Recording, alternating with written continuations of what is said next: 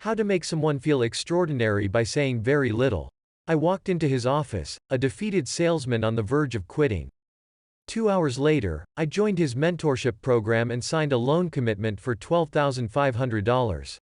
Nobody had ever made me feel like I was a man of such importance and stature. I strutted out the door, feeling like I owned the world. But it didn't start out that way. I had stepped into his office hesitantly, intimidated by his display of success. The walls displayed photographs of his skiing exploits from all over the world. His desk featured the requisite "man with Mercedes" photo. All of the trinkets on his shelves looked like museum pieces. This guy had seemingly achieved it all. I was barely able to pay my bills. I hadn't earned the right to occupy his airspace, I thought to myself. What the hell was I doing there? It took him 1 minute to relieve my unease. He invited me to sit. "Just one sec," he said. Then he turned off his cell phone and placed it in his desk drawer. He called his assistant and asked her not to interrupt him unless there was a family emergency. He took out a fresh notepad and pen and sat across from me. After exchanging brief introductions, he opened with, "Tell me about your struggles." He scribbled notes furiously as I spoke. When I stopped, he prompted, "That's interesting. Can you tell me more?"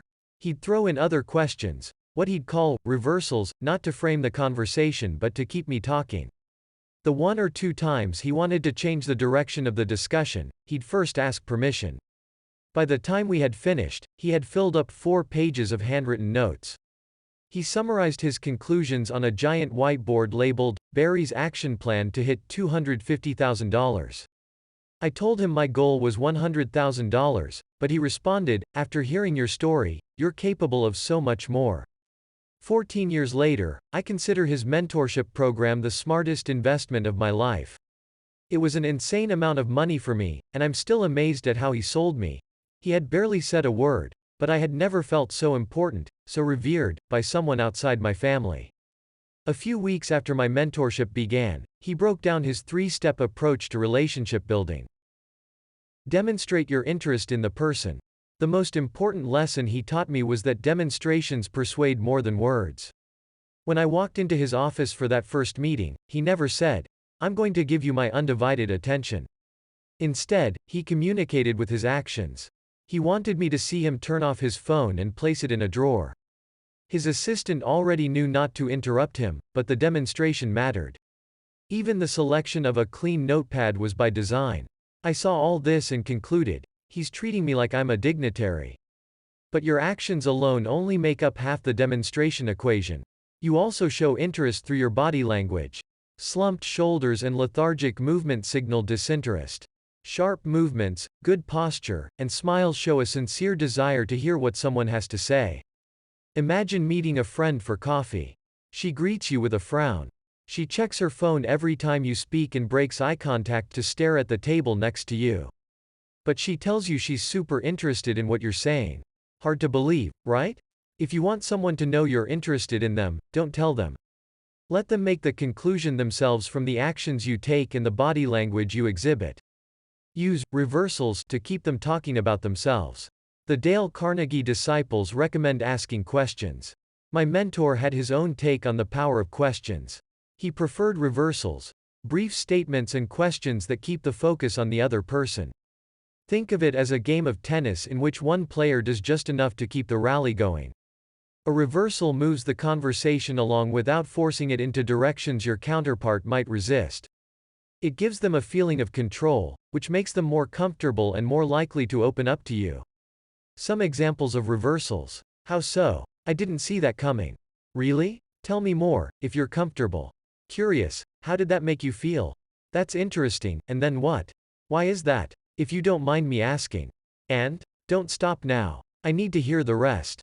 That makes sense. What else? Notice how there's a transition statement before or after each question. When you shoot back with just a question, it can come across as harsh or abrupt. The transition statement buffers the question and makes the conversation feel natural. Show someone they're capable of more than they believe.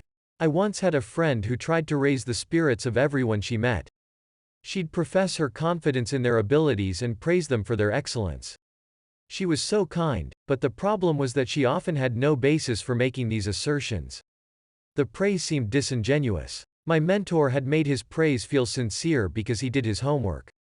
He learned about me, pointed out my strengths, and explained how he would help me hone them. Only then did he tell me I was capable of more than I believed. You should quadruple your income goal, perhaps more. The argument was right there on the whiteboard. I had no choice but to believe it. To make someone believe they're capable of achieving more than they believe, you must do the hard work of discovery first. Without learning the truth, your praise is just bullshit. These strategies might seem simple and obvious, you might even already use them on occasion. However, it takes practice and consistency to deploy them in a way that makes someone feel extraordinary. Your actions, not words, demonstrate a desire to learn about someone. Whenever possible, use reversals to gather information and keep the conversation focused on them. Use that knowledge to point out the greatness they never knew they possessed. That's it. It's not difficult to make someone feel like they can take on the world.